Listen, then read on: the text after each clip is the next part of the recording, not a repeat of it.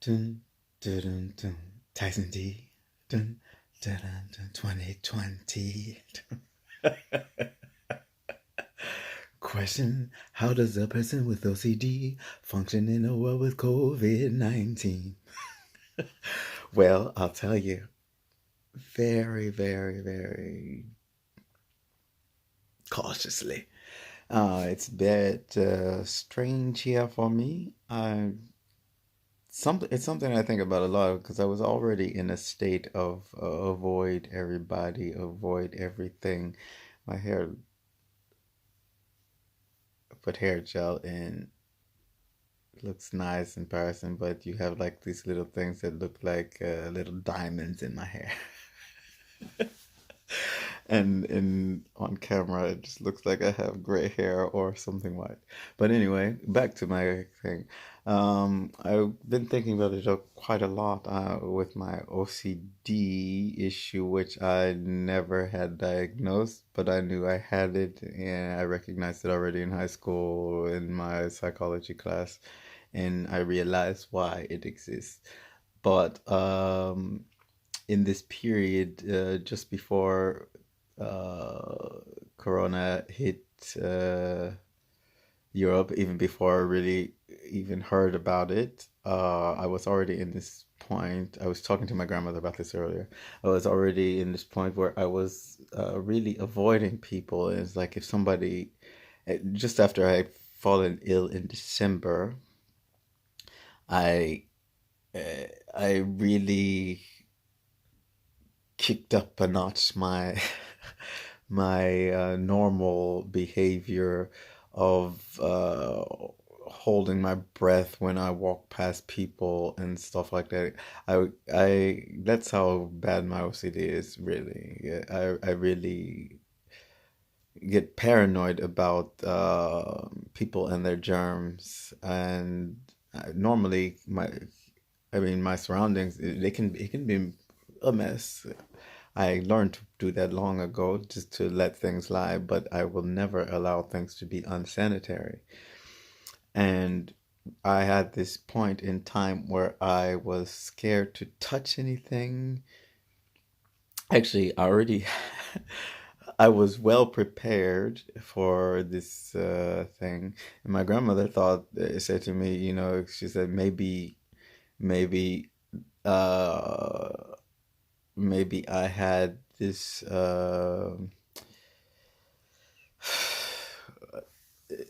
premonition that something was about to come, because already just before I had fallen ill, I had taken fallen ill in December. I had taken to myself, and was very like nervous about going out, going around people. But because of the industry that I work in, one of the industries I work in, because I do several things, but the hospitality industry as a side job, which had become my principal job at that period, and started noticing with colleagues or whatever that anytime somebody sneezed or something, I was really irritated, or I like kind of cringe and like move away. I have a very much uh, the capability of controlling these urges, or these, I don't know if you want to call it urges, but of controlling these things. But I noticed this in my psychology. I'm rambling, sorry. In my psychology class in high school, that I had this, and that's when I decided to self treat by because I'm very logical in a lot of things, and so I knew that I didn't necessarily need to seek psychological help, but I needed to think about the psychology of the whole thing. And so I started shying away from people, and I had already this thing: I can't touch things in public places. If I touch something, it's for sure I need to wash my hands. If there's no nothing in the public restroom to if there's no soap, which quite often happens, soap is out, I freak out and I have to get somewhere where I can where I can do that, and, or I make sure that I wash my hands with the water and then would get to a place where I could have hand sanitizer and put that on. And I, after I had fallen ill, back to my earlier subject, after I had fallen ill in December, before I had fallen ill, I had already had the hand sanitizer because it's something that I think thought about always. But then falling ill, after having been out, having my coat stolen and other things, I felt really ill, felt near death actually, and I fought because that's my other thing is that I'm a control freak, and so I will not allow anything to have control over me. And so when I felt myself getting to that point where I thought that if I lay in bed one moment longer, whatever I had was going to take absolute control over me. And so I forced myself up. I got to the supermarket, made sure that I had vegetables in the house. Vegetables, vegetables, vegetables. I cooked up a vegetable stew, and that was after one night of is it pimple? After, yeah, this there it goes again. So after one night of being with high fever and really a delirium, that when I broke from the delirium, I was able to think, and I said, I was actually telling myself, no, no, no, no, no, no, and talking to myself. And I rushed to the supermarket. Actually, it was the second day because I had something at home that I could eat the first day. And I had my water bottle, which I always keep next to my bed. Always some water. Like, this is small compared to what I had. I had like this is 1 liter. I had the 1.5 liter bottle. It was a soda bottle that I filled with water because I guess I lost my normal drinking bottle, or it's still in Paris in my apartment there, which is no longer my apartment. But I need to get used to that. But I rushed to the supermarket, as I was saying. I bought up vegetables. I made this big pot of vegetable stew because I knew that whatever I had was not going to allow me to. It took me a while to even do it, but not allow me to be cooking every day, which is also a problem for me because I cook. It's my passion, one of my passions, of course. But I freaked out, but I said I can't even stand in the kitchen. So, it was like hard as hell, excuse my language, to cook this stew. And no, the people who were in the house didn't hear me, so I was really like, if you don't hear, if somebody doesn't hear you freaking out, talking to yourself in the middle of the night, moaning in delirium, there's something wrong with these people. And of course, during the day, they were listening to loud music and things, and nobody wonder why they don't see me in 2 days.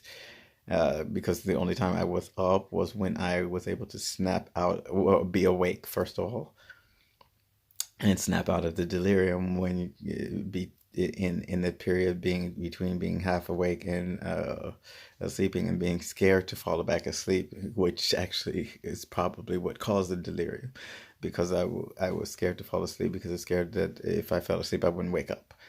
And so I freaked out and got to the shop very, yeah, I thought it was the second day, but when I think about it, it's the third day. And I cooked the stew, barely able to stand up. Um, I did go to my room and get into bed and make sure I kept it put an alarm on just in case I fell asleep. But I got back in there, I got the stew, and then I just nursed myself back to health. Um, so there's no real moral to the story, but I think you should definitely never ever ever if you have any fight in you at all, don't let anything take you down. If you just can't, don't be afraid to call on somebody. I actually had one of my friends who got very ticked off. I was about to say bad word. Got very ticked off that I didn't call him when I sent him a message asking him how he was. He he didn't answer actually. He answered when I sent the first message, but he didn't think it was anything urgent. But when he found out that was sick in that time, he told me, "What the F is wrong with you? Why didn't you tell me something's wrong with you? I would have come." He said, "Next time, just tell me. I can't do this. I can't get up. I need this. I need that, and I will come and do it for you." But I'm not used to that anymore because people are quite selfish. I learned, which is why I don't have that many people around me. And the few people that he and another who I have allowed to come close, it was just that I happened to realize, okay, I'm being a bit, I don't know, a bit strange and off to myself. I was happy, everybody loved me at work, but then I go home and I didn't go out, didn't socialize at all. And it's not that you need to socialize, but when you're alone in a foreign country and you don't know anybody, you kind of need to socialize a little bit.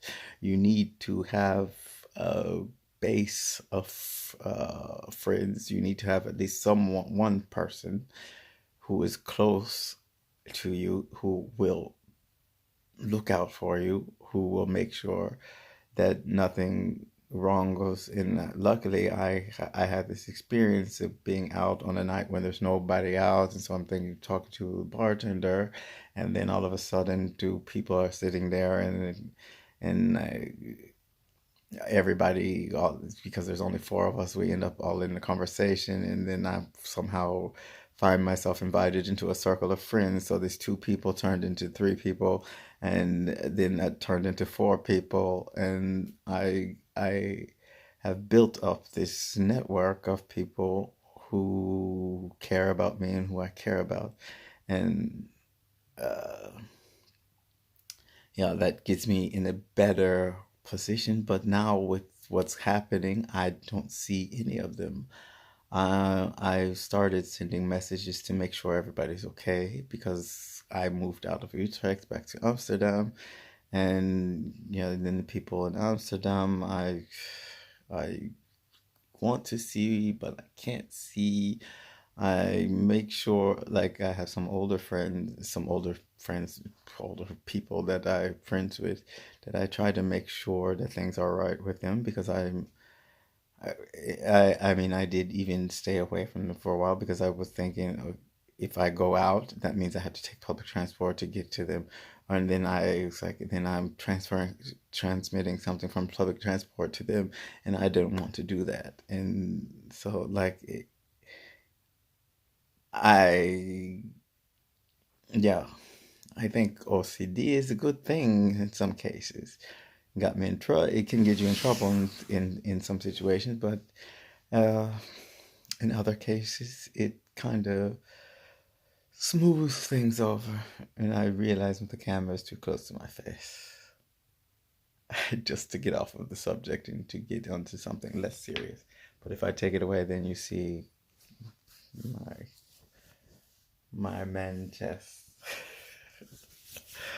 Uh, I know some people, even though the subject of this video was not